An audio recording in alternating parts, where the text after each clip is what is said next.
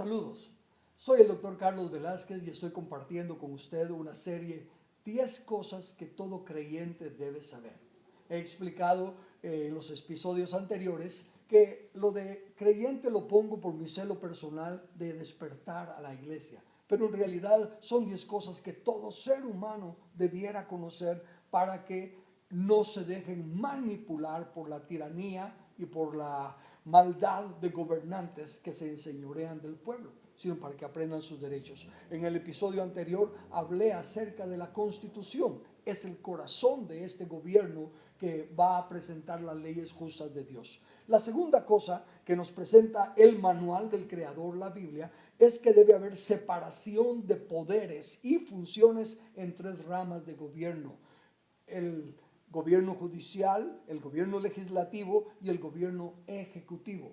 ¿De dónde se sacó esto? ¿Quién se lo inventó? Aunque usted no lo crea, viene de la Biblia, el manual del Creador. Pero déjeme, antes de mostrarle en dónde está, aclararle que Dios, que es el único que tiene todo poder y toda autoridad, cuando la delega en humanos para que la desarrollemos, nunca se la delega a una sola persona o a un solo ente. Siempre lo divide en partes para que haya control y balances, como normalmente lo llaman la teoría de frenos y contrapesos. Entonces, la autoridad delegada del pueblo se le da al ejecutivo, al judicial y al legislativo proporcionalmente, para que ninguno de los 3 se enseñoree de los otros 2 y para que tampoco se confabulen entre los 3 para volverse contra el pueblo. Ahora bien, como le dije, esto está en la Biblia. No se lo inventó ningún gobernante, ningún legislativo, ningún filósofo. Note lo que dice aquí en el libro de Isaías, capítulo 33, versículo 22. Porque Jehová es nuestro juez. Ahí está hablando de la rama judicial. Jehová es nuestro legislador. Ahí está hablando de la rama legislativa. Jehová es nuestro rey. Ahí está hablando de la rama ejecutiva. Él mismo nos salvará. Entonces le decía que cuando Dios delega el poder, no se lo delega a una persona ni a un ente, sino que lo divide proporcionalmente, porque solo Él tiene toda autoridad. Nadie, ninguna de las 3 instituciones establecidas por Dios, la familia, la iglesia y el Estado, ninguna de las 3 tiene toda la autoridad. Las 3 tienen una porción de la autoridad delegada de Dios para que actúen en su ámbito de gobierno y para que desarrollen de esa manera el balance de los poderes. Entonces, quiero que nos demos cuenta que al no entender la función de las 3 ramas y al ver que una tiene más poder que las otras, ya estamos fuera del gobierno de Dios. Ya estamos fuera de la autoridad delegada. Y lo más importante aún, no pueden existir ninguna otras organizaciones, no pueden existir otras instituciones que tengan autoridad sobre el pueblo, aparte de estas 3 a las que se le delega autoridad. Mucho menos, si no se supone que entre ellas una sea mayor que las otras 2, ¿cuánto más van a existir instituciones que tengan autoridad sobre estas 3? El único que tiene autoridad sobre las 3 instituciones es el soberano pueblo.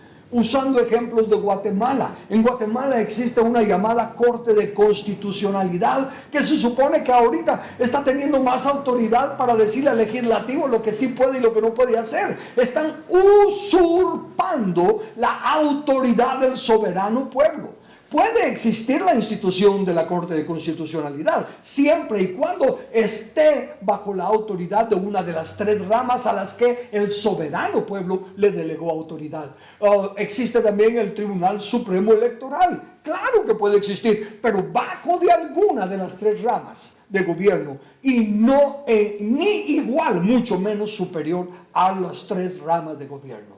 Entonces, el segundo elemento para que una nación pueda experimentar la justicia y la paz es de que entienda el poder y la autoridad que se le delega a cada rama y que cada rama puede producir balance a las otras 2. Claro que se pueden poner de acuerdo, se deben poner de acuerdo, pero en las leyes justas de Dios, tal como Dios las estableció.